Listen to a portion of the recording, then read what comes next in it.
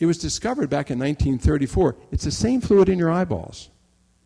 We get it from the comb of a rooster. I don't know whoever found that out. Probably Frank Perdue. Was finding his little laboratory in Delaware described that because he's made millions on it. Because it's very expensive. It's about $100 a shot. But it is very effective in reducing the pain from arthritis that's not severe, modestly severe. And there's no side effects. And you have one shot, either 3 or 5 weeks. And for some people, it's dramatic. You can repeat it every 6 months. Insurance companies pay for it. It's only approved now for knees. They're working on shoulders and hips. Now, surgery. I'm a surgeon. This is what I do. This is what I do only a few times. I saw 27 people today. 2 people I scheduled for surgery. The other 25 I treated with other things you talked about here.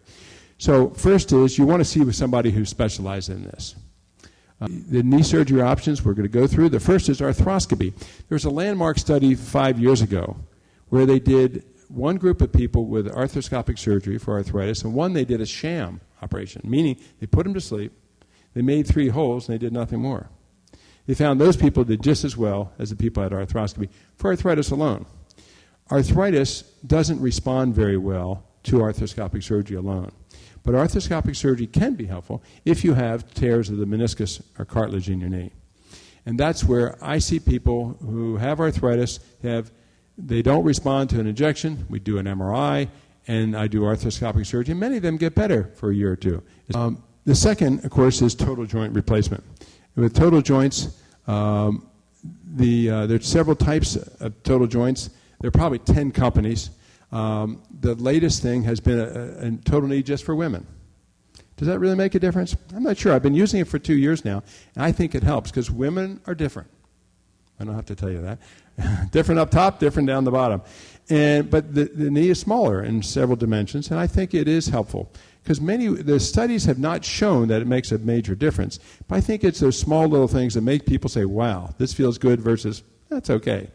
And I think it's going to make a big difference. Now, when you consider another option is the unicondylar knee replacement. This is the total knee where the knee is replaced with metal and plastic. The bones are cut off, the arthritis is thrown away, and metal and plastic is cemented in place. This operation has been done since probably the early 70s. I started doing it in the 70s. When you first came in to us in the 70s, you had to be over 65, ideal body weight, and coming in a wheelchair. Now, my youngest is 32, my oldest is 91. We do it on people who are 300 pounds. It works. It works well. It's not perfect, although I have some people who are playing golf and tennis and skiing. Other people say it's not quite right. 9 out of 10 people have their knees replaced. They say, thanks very much, Doc. It's changed my life. And most of the time, their only regret is they waited too long. Now, if you have an infection, if you have a blood clot, you'll say, why in the heck did I ever have this done? Because you could be worse. Doesn't happen very often now. Now, the unicondylar knee replacement is a half a knee. And what's done there is simply half of the knee is replaced. If the arthritis is confined to one compartment, you can have that. Most people, that's not the case. Now, there are arthroscopic knee surgery things that we do in the earlier stages. Microfracture is a technique where we go in arthroscopically and put holes in the bone. Oats is where we actually take a piece of cartilage and bone from one spot of the knee and plug it into a hole. It's not for generalized arthritis, but if you fall down, you hurt yourself, and the bone is chipped. There are non-surgical options. 3 I've talked about here. One is bionic hair. Bionic hair was started actually by a group from Hopkins a couple years ago to do a electrical stimulation at night to regrow cartilage.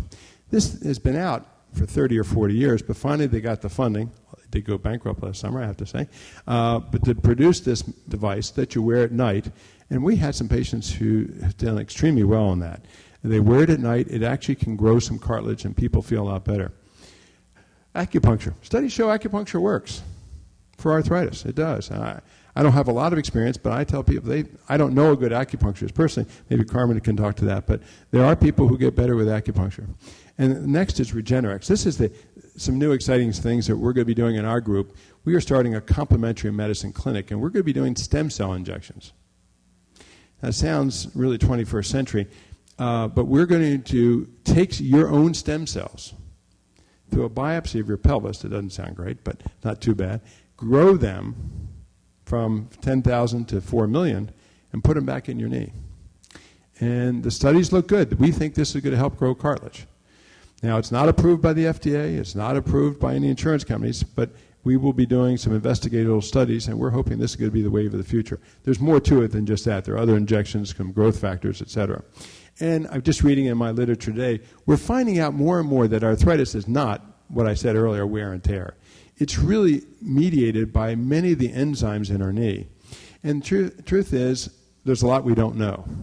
And as time goes on, there are going to be more and more treatment alternatives that will manipulate the cartilage growth in the cells.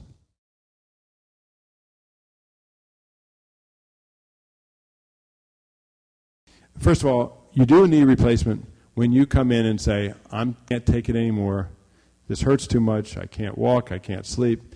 Having said that, everybody's different. I have people who have their knees replaced so they can play tennis. I have people who don't have their knees replaced until they can't sleep at night.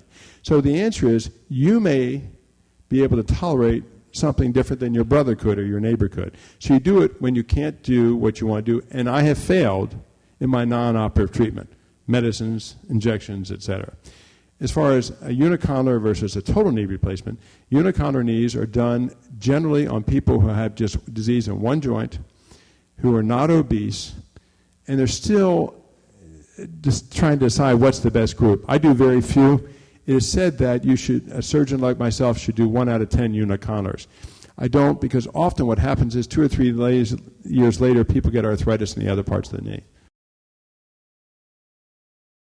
We're doing smaller incisions, so people are going home much faster. Many of my younger patients, 50s, 60s, early 70s, are going home in 2 days. We don't send people to rehab very much anymore. If you're 85 and you're obese and you're alone, you go to rehab. If you're 70 and you're healthy and you have a mate, you go home in 2 to 3 days.